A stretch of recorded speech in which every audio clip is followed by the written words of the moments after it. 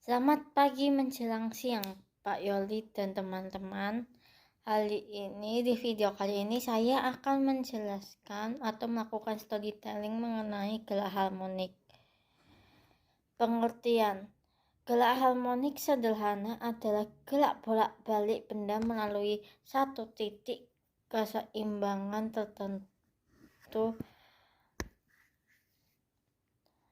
ya dengan banyaknya getaran benda dalam setiap sekon atau konstan. Jenis gelak harmonik sederhana. Gelak harmonik sederhana dapat dibedakan menjadi dua bagian, yaitu gelak harmonik sederhana GHS lineal, misalnya penghisap dalam silinder gas, gelak osilasi air laksa atau air dalam pipa gelak horizontal, vertikal, deliver gas, dan sebagainya. Gelak harmonik sederhana GHS angular, misalnya gelak bandul atau bandul fisis, osilasi ayunan torsis, dan sebagainya. Contoh gelak harmonik sederhana. Gelak harmonik pada bandul. Ketika beban digantungkan pada ayunan dan tidak diberikan gaya, maka benda akan diam di titik keseimbangan B. Jika beban ditarik ke titik A dan dilepaskan, maka beban akan bergerak ke B, C, lalu kembali lagi ke A. Pergerakan beban akan terjadi berulang secara periodik. Dengan kata lain, beban pada ayunan di atas melakukan gelak harmonik sederhana. Gelak harmonik pada pegas. Semua pegas memiliki panjang alami sebagaimana tampak pada gambar. Ketika sebuah gambar dihubungkan ke ujung sebuah pegas, maka pegas akan melenggang atau bertambah panjang sejauh Y. Pegas akan mencapai titik kesetimbangan jika tidak diberikan gaya luar atau ditarik atau digoyangkan. Besaran fisika pada ayunan bandul. Periode T.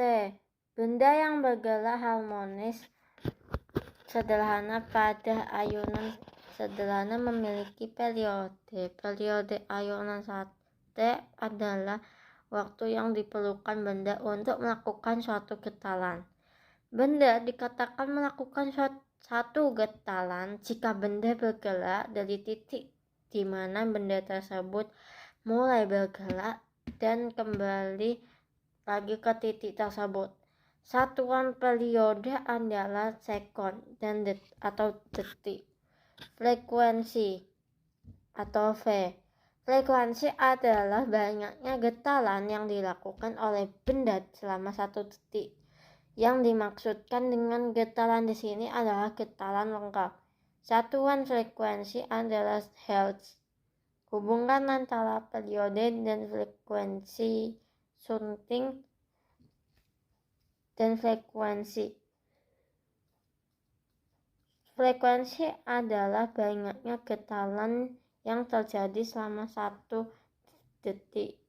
Dengan demikian, selang waktu yang dibutuhkan untuk melakukan satu getaran adalah 1 getaran per F getaran 1 second sama dengan 1 per F second.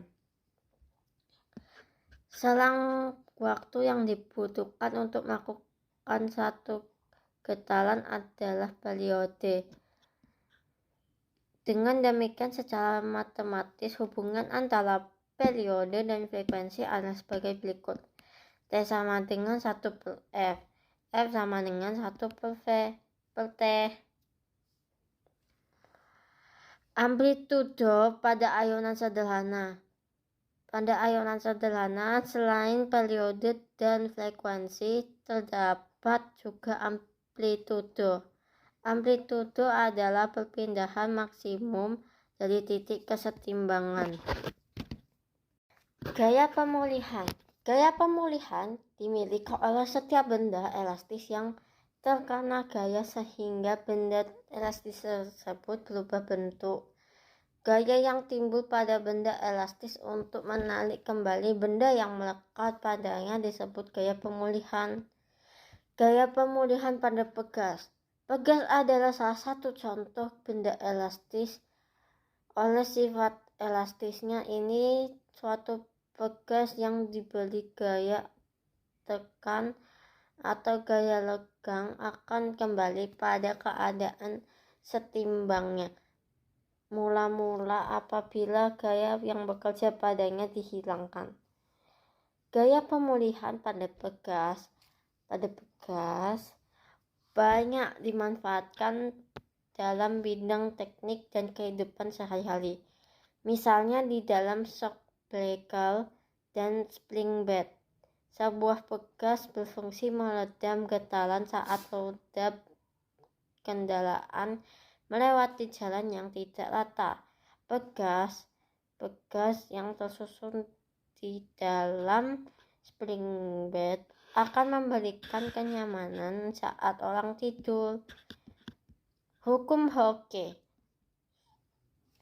Jika gaya yang bekerja pada sebuah pegas dihilangkan, pegas tersebut akan kembali pada keadaan semula. Robert Hooke, ilmuwan berkebangsaan Inggris, menyimpulkan bahwa sifat elastis pegas tersebut ada batasnya dan besar gaya pegas disebanding dengan pertambahan panjang pegas. Dari penelitian yang dilakukan, didapatkan bahwa besar gaya pegas pemulih sebanding dengan pertambahan panjang pegas.